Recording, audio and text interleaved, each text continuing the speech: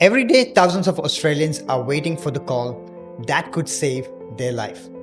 Behind every transplant is a family who made an extraordinary decision during one of the hardest moments imaginable.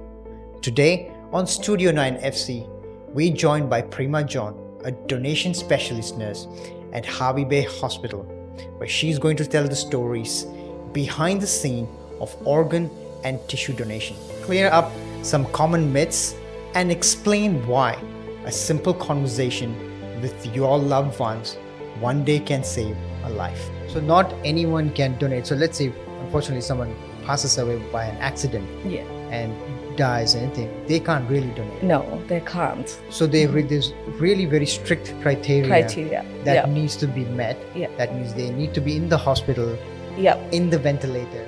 Does it specific to a male or a female to female? Is there anything like that? No. It can go to anybody. It can go to anybody. Is there any restriction how much you can donate? How many body No. parts? Nothing at all. So Yeah. you can write off saying everything that is mine can be donated Yes. to Yeah. someone who's in need. Yeah, and you get that choice as well.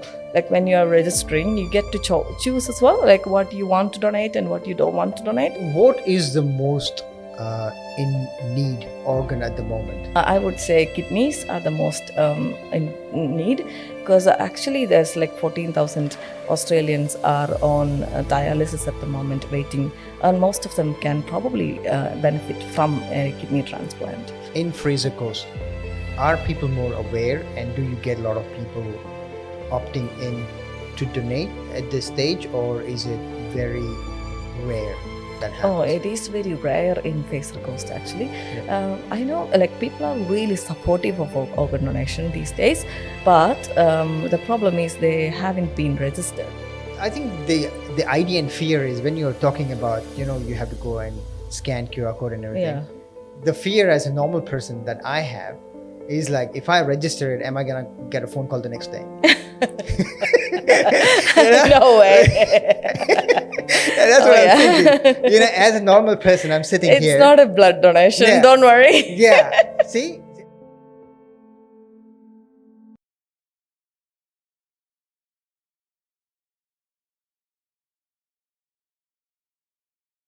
Hey guys, welcome to another episode of Studio 9 Podcast. Prima, welcome to the podcast. Hi Nidin, how are you? I'm very well. Thank you so much for doing this for us. We are very, very interested to know what you do and all about the donation program that we do, or organ donation. So tell us, before we start the podcast, how did you get into organ donation? Oh, all right. I'm a clinical nurse. I'm working in intensive care unit. I've been working in Harvey Bay Hospital for last 10 years actually. So organ donation actually came to me by getting involved in a lot of critical patients' end of life time and getting to know their family, supporting their through the family. So what actually got into my attention that so when they are actually sick and dying, some families actually get comfort by knowing that their loved ones can be a donor. So the patient actually can give another person a second life, which is very rewarding for them and very like gives us a lot of actually comfort and stuff like that. So that actually prompted me to get involved in organ donation, and we've been actually supporting a lot of families with end of life care and some memory making stuff and promoting organ donation awareness throughout this process. I think it's pretty amazing what you guys do there, because not a lot of people really know. Even when we approached you and we started discussing this options, even I really don't know. I have some really close friends who waiting on some donor because of their kidneys gone and stuff like that. So when someone is going through this, you understand the importance, how important it is. Oh, of course, Nidin. It's really rare, and you will be really surprised to see how rare it is, because not everybody thinks that anybody can, and like any person who dies can be an organ donor, which is not true actually. So only like last year, if you say 190,000 like an approximate 1,000 Australians die, but only 2% die in a circumstances that he or she can be an organ donor. So it has to be, the person has to die in a hospital and also on a ventilator. So that is two things that people don't realize. And when they are on ventilator and actively dying, or when they're medically declared as dead, then only we can process the organ donation. So it's very rare. It is very rare that, as you can imagine, not everybody can be in a hospital and on a ventilator while they're dying, isn't it? Oh wow! Yeah. Okay. Oh, so I didn't really realize that. So not anyone can donate. So let's say if someone, unfortunately, someone passes away by an accident Yeah. and dies, and anything, they can't really donate. It. No, they can't. So there's really very strict Criteria. that Yeah. needs to be met. Yeah. That means they need to be in the hospital, Yeah. in the ventilator. On a ventilator with mechanically ventilating them, and probably requiring a lot of supports for their blood pressure and everything else like that. Wow, wow, okay, yeah. And see, I think this is what the viewers really want to know, because Yeah. not a lot of people know. I actually thought that anyone who's passing away, they can Yeah. sign off something and they say, oh, I can give away my body part. Yeah, definitely. So, okay, so let me make this a bit clear, even for the audience. So let's say so what do they sign up? So how does it work? Let's All go through right. how does it work. Okay, so here in Face the Coast, actually, we have a really good team as organ donation team. So I will begin by acknowledging them actually. So Ian is one of our organ donation specialist nurse who was working for long years, and he's retired and is on long service leave at the moment. He has started a lot of community awareness programs, and we have like service of remembrance, donation life week that's coming up in July, and also Daryl, Chari, and Fran is also involved in this team. So we do have like a really good team to help us now promote organ donation.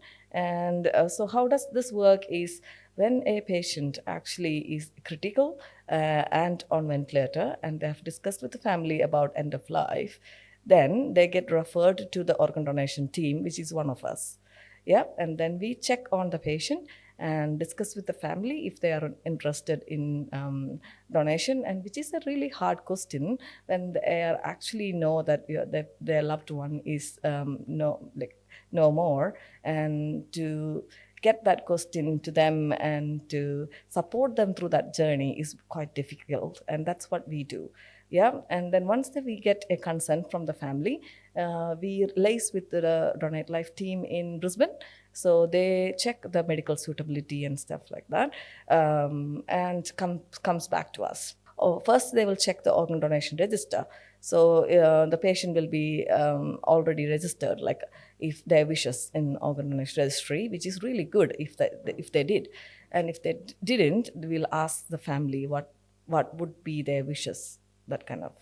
And then when they come back to us about a medically suitable yes, then we'll have to run a lot of blood tests, lots of tests to see if this patient is medically suitable, like for organ donation. And definitely, if everything comes back clear, we'll have an extensive process with the family, discussing their social life, their medical life, and everything. And once we get all those consent, and if everything is cleared, then we'll go process with organ donation process. So the whole team from Brisbane or team comes in Harvey Bay to retrieve the organs, and then Okay. yeah, and then the patient is also able to, like, the family is able to view the patient afterwards, after the organ donation as well. So and they will be always supported throughout the journey actually. So Yeah. So let's say if a male donor, like let's say I say, yeah, give my body parts or whatever it is to someone when I pass away. Yeah. Does it specific to a male or a female to female? Is there anything like that? no. It can go to anybody. It can go to anybody. Any specific age group? Let's No. say if a 30-year-old can No. donate to a 50-year-old, or a 50-year-old can have donate to a 30-year-old? Yeah, it can. It all depends on what they actually need, and sometimes you can't even believe. So sometimes even small portions of an organ can be like transplanted as well. Oh. So like a liver, so a small portion of the liver can be transplanted to a small child. Yeah. Yeah, so that's very like what science can do these days is very incredible. Yeah. So the lungs can be, a lungs has got different lobes, so each lobe can be donated as well. And even kidneys both can go into different people. Even our intestine can be donated as Oh, parts. really? Yeah, Oh, wow. it is very incredible what we can donate. Yeah.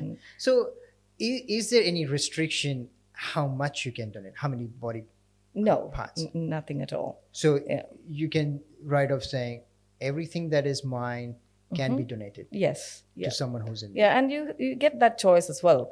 Like when you are registering, you get to choose as well, like what you want to donate and what you don't want to donate. Yeah. That's fine as well. So most of the organs, like especially the heart, kidneys, liver, that's the major organs everybody know about, and even the intestine, as I said, and pancreas, spleen, everything can be donated. Oh, wow. Even there is tissue donation. That's a whole separate thing as well. So even the eye tissues, your heart valves, tissues from your kidneys, all that kind of stuff can be donated, and bones, so musculoskeletal organs can be donated as well. Yeah. So, what is the most in need organ at the moment? I would say kidneys are the most in need, because actually there's like 14,000 Australians are on dialysis at the moment waiting, and most of them can probably benefit from a kidney transplant. Yeah. Yeah, Oh, so there are almost 14,000 people waiting on dialysis and probably can benefit from a kidney transplant. Yeah, and it is huge numbers when you look at it. Like, and one person can actually donate to 7 other people, and also if there is donating tissues, then they can actually save more life as well. Yeah. So So, it's- okay. So let's get back to you said one person can donate up to 7 people. How? So because they are like donating each organ to different people. Oh, Yeah. So yeah. their heart will go to a specific person. Their lungs can go to 2 different people, or 3 if they are donating by lobe. And also like kidneys can go to 2 people, and it can be divided. So, So it's in your room, like when you guys discussing all this stuff, let's say there's a donor. So you know how you said there is certain criteria that needs to be met. So if someone was a smoker, is that okay or not okay? It is okay. It's completely okay. Like it doesn't really exclude them from becoming an organ donor. Anybody, any age group, anybody can be a donor. Age is not a restriction at all, and smoking habits is not like their habits, like alcoholism or smoking or anything like that, is not a restriction at all. So because you will not know how their internal organs are looking like. Also, we had recently a donor. We donated. He was a smoker, and we had his lungs donated. So pretty good actually. We don't know what's going on, so that's why we run a lot of blood tests and everything else before we go forward with donation. And there's a specialized team in Brisbane who looks after that part and gives us a medical suitability, yes or no, before we donate. So that's all up to them. But smoking is So not. do you think in Fraser Coast are people more aware, and do you get a lot of people opting in to donate at this stage, or is it very rare that happens? Oh, it is very rare in Fraser Coast actually. I know like people are really supportive of organ donation these days, but the problem is they haven't been registered. So when their family member finds out that their life is on a ventilator and they are on an end of life pathway, the family is the whole burden actually goes to the family to decide if this person can be a donor or not. And making that decision is very hard when you think about it. So because they don't know their wishes, even if probably the family wants them to donate, and probably the person wants to donate, but they don't know, they haven't actually spoken to each other, so they actually don't know what to do at that circumstance. So they might say no, thinking that that might be the best wishes for the family member, you know, Yeah. because it can be a bit challenging at that time to Yeah. decide. Yeah. So it's like you're doing a will. So you make sure that you say, hey, I want to get it ready. If this happens to me, I want to donate. Yes. And that's when you go and register yourself. Yes. Because without registering, you're really not getting there. Yeah, no. That's right. So how do people register? Just to So there is actually a link to, or you can go to Donate Life website and register there. And there is actually a QR code that we are going to circulate during the Donate Life week in everywhere in Australia. We are having a campaign regarding that. So you will see this QR code everywhere where you go. You, especially in cafes where your coffee cups are, there will be a QR code that you just, it will only take 1 minute actually to register. So you just scan it and put your details in. All you need is your Medicare card number, and then it will be on your Medicare card. So people earlier people used to think, it was in my driver's license. Earlier it was there, but that's been revoked now. So there's it's not there in driver's license. Yeah. And now I think they're rediscussing that opportunity again. But at the moment, they have to be registered online and has to link with your Medicare card. Yeah. So yes, so you will see those QR codes coming up in Donate Life Week every in July 26 to August 2 is our Donate Life Week campaign. You'll see that, and then as soon as you see that one QR code, you can just jump on and then register. That will be the way to go. And just registering is not enough. You need to tell your family that you have registered and this is your wishes, because that actually helps them in that moment to decide, yes, okay, then as donation specialist nurses, when we ask that question to the family, that clicks to their mind. Oh, okay, we have discussed about this. He wanted to be a donor, he or she wanted to be a donor. So yes, we will say yes to them. It helps them to make that decision easier, and helps us to support them easier as well. Because we had one time that the family really wanted to donate, but then they really didn't know the wishes of their loved one. And because of that dilemma, they couldn't actually say yes to donation. So, but okay, so someone registers it, something unfortunate happens, they come to the hospital, things are going. I think it's pretty incredible. You know, this is a lot of very much new information here. Yeah. So, so I think the idea and fear is when you're talking about, you know, you have to go and scan QR code and everything. Yeah. The fear as a normal person that I have is like, if I register it, am I gonna get a phone call the next day? No way. That's what I'm thinking. You know, as a normal person, I'm sitting It's here. not a blood donation. Yeah. Don't worry. Yeah. See, I think that needs to be clear. Yeah. So the idea is not, you're not going to get any phone call the next day when you register. It's No. all about you saying, I'm willing to do it if the Yeah. situation, if it happens to me, Yes. I am there. Yes. You know? Definitely. And I think that's what a lot of people want to know. Probably people are scared saying like a blood donation, that you get phone calls every Yeah. 6 months saying, hey Yeah, guys, we definitely. need blood. You know, so we're chasing kidney or liver. You know? Would you like to die tomorrow? So I think this is where we have to understand people saying, yes, it is a first step saving somebody's life and Yeah. somebody who's doing, and you can be an incredible part during the final stages of your life. You know, that you're saving somebody. So guys, we're going to leave all the details below, the QR code, the link to the website for the registration. If you are right on the edge, you are not sure what needs to be done, this is the option. This is the chance where you can register, where you can be part of helping somebody, you know? All right. Yeah. Okay, so let's talk. What are the most common myth about donation? Okay, yeah, because when we mentioned about the phone call, this reminds me, some people think that, okay, if I register, the doctors are not going to try hard if I am in a critical situation. Sometimes they think that, doctors, I'm registered for organ donation, maybe the doctors won't try hard enough to save my life, you know? Yeah. That's a really bad myth, actually. Because the medical team is completely different from a donation team. The medical team, we at ICU strive for patient safety. We advocate for everything possible to save that patient.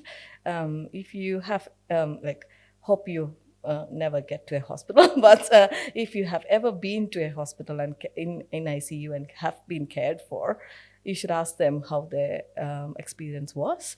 And I'm pretty sure nobody will say that they had a horrible experience. Probably everybody will say the nurses and doctors worked really hard to save their life and supported them throughout their journey. So they're like a whole team involved, like allied health, nurses, doctors. There's so many, and social worker as well for supporting the family. So they all work together to save this life of this patient.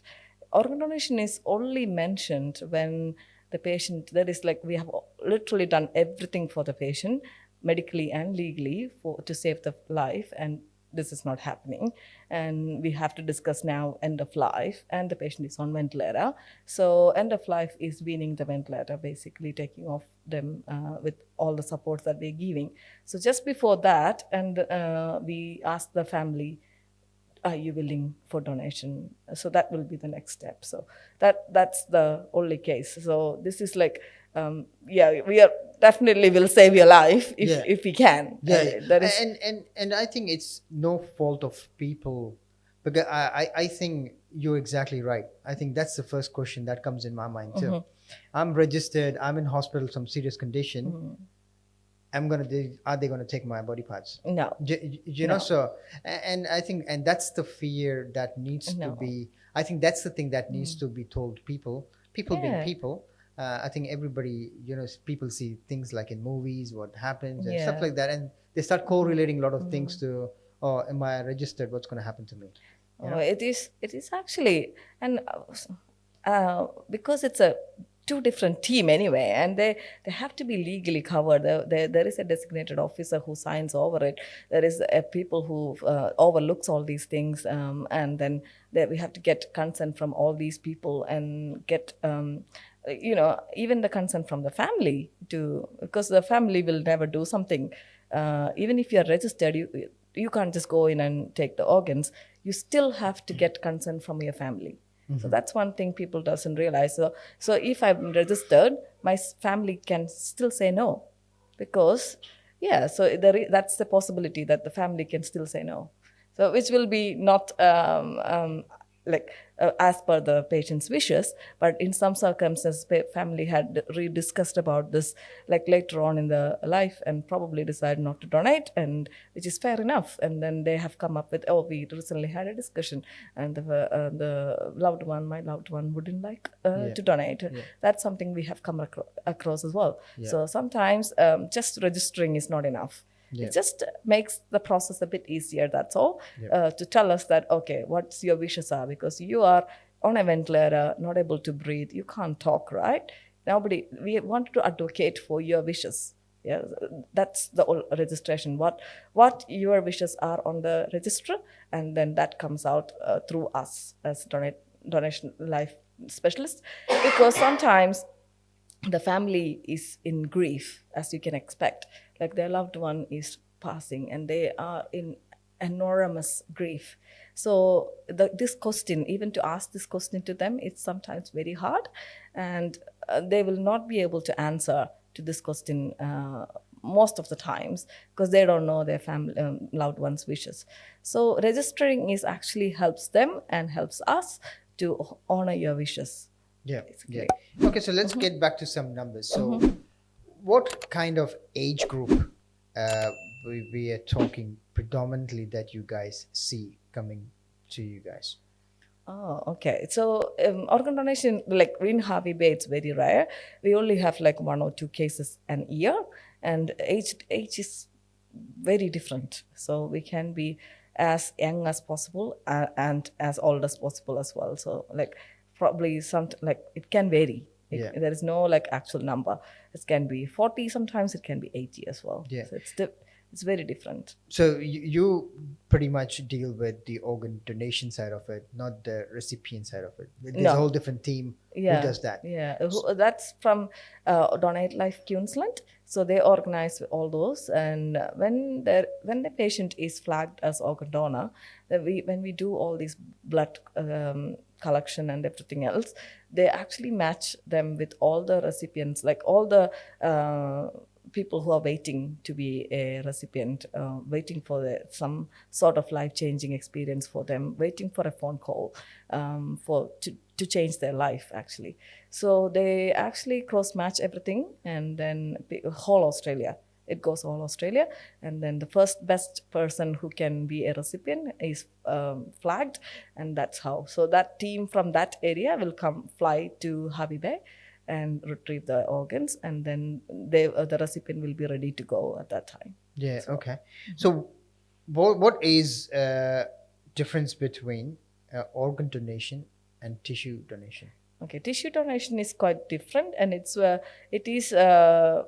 cannot be happening in every areas. So so cornea is like they need to have a tissue bank and stuff like that to do it, and also like musculoskeletal is some specialization is needed for that kind of donation. So you can actually opt on organ donation and tissue donation separately as well, and it depends on where you live actually and what you can donate. So it's quite extensive in Australia, but it is getting like so many workups happening throughout Australia about organ and tissue donation. So there's a lot of upcomings happening. So we'll have more updates like later. But yeah, so it really depends on what area you live in and how you're going and that kind of stuff. But you can definitely register, and they will have a look at it if a eye donation or tissue donation is possible for you in that circumstance. Yes, they will definitely do it, but sometimes in some areas it cannot be possible. Yeah. So, pretty much, just tell us, how does a normal day look like at the job, at work? Okay, Nidin. So no one, like no 2 days are the same. Yeah, it's quite different for us actually. So the day when there's an active donation, as I said, explained the process before, it's a full-on process for us. It involves probably 24 hours of our time, and we will be like rushing for things for the family, things for the Donate Life team, coordinating the donation as itself, like transport from Harvey Bay Airport to here, and transport back as well, and prepping the theater for it, and involving the family members, arranging a viewing after the donation as well. Yeah, so it involves a lot of things when there is an active donation happening, straight from consent to the end of the process. So it might take like many hours, and then other days it can be like community activities. So in a year we usually conduct a lot of educational activities as well. So it can be in base in hospital. So we do have educational activities for new doctors who are coming up, even medical team or emergency team work collaboration with the emergency team and the medical team and ICU team. Also there is activities for community. So honoring and donor family and recipient family is another thing that we do. So every year we conduct a service of remembrance day, which we did in July, first week of July. Actually, that's like a day that we honor all the donor and also give them like the recipients will get to talk and donor family will get to talk. They will be like playing music, playing candles and stuff like that, and we'll be talking about all of these. And many people from a social worker or like a person who has donated. A mom and daughter recently had a mom donated a kidney to her daughter, so they were part of this as well. And last time, so they were sharing their stories. It's incredible to watch their stories and hear that. So that is one day that we do that to service, like a service to honor all these people in Fraser Coast, who has probably you will not know like how many people are there in Fraser Coast who have actually donated. Their family member is already donated or their recipient and gone through all this journey, so they can tell their story, and we'll have a quick coffee catch up and stuff. Yeah, That's one thing that we do, and which is really good. And the other one is community engagement activities. So we go around to a lot of cafes and even library, community hall, and ask them to participate in Donate Life Week, which is placing these QR codes, flyers, posters, and to raise awareness. So there's no money involved. Nothing of these is money involved. It's just to raise awareness on the people. So they are like willingly doing that. So you'll find these QR codes on the coffee cups and flyers and posters everywhere. And other thing is Maryborough Council has agreed this year to light up in pink, magenta, what do you call that color, in that week, the whole week, that you will see that colors. And then we have got our library, we have got planning some educational activities in the library as well. So those kind of stuff we all throughout the year we do. So there is a lot of things as a donation specialist nurses we do in Fraser Coast, and everywhere it's different. So people come up with a lot of ideas on raising awareness, and they do it differently. Some people do some podcasters, some people do some awareness talks on YouTube, and something like that. Yeah. Which is incredible, and, Yeah. and that's the whole idea. You know, the more people you talk, the more people know. Like we even didn't knew how the whole system works. Yeah. You know, actually I've been in the Bay for almost 15 years, but I've never even heard about organ donation. All right. Yeah, you hear there is so much noise, not noise. There's so much awareness on blood donation, which is amazing that we've Yeah. done personally with our organization and everything. Definitely. But this donor thing, it's organ donation is you don't hear much.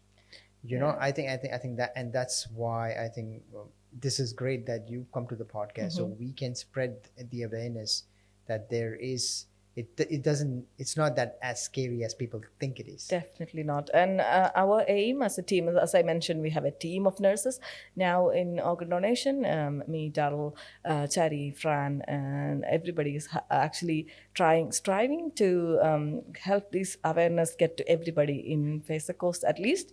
And we'll be coming probably to shopping centers, Bunnings, and making a stall there. And we are also participating in Fraser Coast Expo, which will have a counter there, and any questions that people have, they can reach out to us basically, and then we'll have answers for Awesome. it. Yeah. Yeah. Okay. Now, if everyone watching did one thing after the episode, what should it be? I would definitely say register yourself for organ donation. So we'll be playing a QR code after this session. So if you can scan and register for organ donation, make sure your wishes are there for your family to see when there is a time. Because, you know, Nidhin, sometimes when they are registered, it's high likely that 8 out of 10 families say yes to donation when they know that their loved ones have registered or said yes to the organ donation. But if they don't, the numbers actually really decline, and it's only like 4 out of 10 chances that families will say yes, because they really don't know what their wishes are, and it's really hard to make that decision for them at that moment. Yeah. Fantastic. That's awesome. So if you want to finish up this, organ donation isn't about death. What is it? So organ donation isn't about death. It's about life, hope, and generosity, and leaving a legacy that lives on others. That's fantastic, guys. Well, we are so honored to have Prima in our show here, to sharing stories and spreading the awareness about donations. And so we're going to leave all the details below. If you have any questions, do reach out to them. They will be more than happy to explain how the whole system works. You know. So Prima, thank you so much for coming to the podcast. Thank you so much for having me. It is a great honor, and you. hopefully people will benefit from knowing about organ donation. And Perfect. thank you. Thank you. Thank you.